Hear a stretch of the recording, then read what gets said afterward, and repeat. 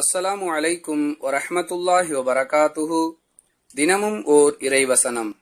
தனிமையில் தமது இறைவனை அஞ்சுவோருக்கு மன்னிப்பும் பெரிய கூலியும் உண்டு.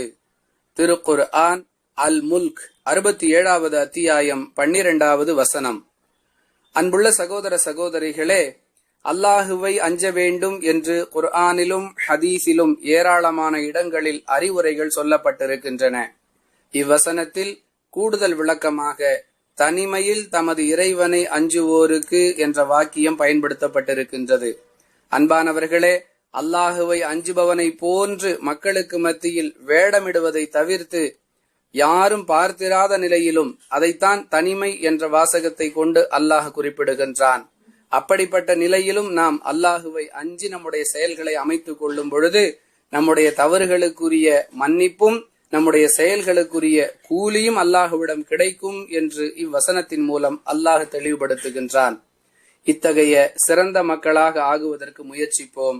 வாஹிரு தஅவானா அனில் ஹம்துலில்லாஹி ரப்பில் ஆலமீன். அஸ்ஸலாமு அலைக்கும் வரஹ்மத்துல்லாஹி வபரகாத்துஹு.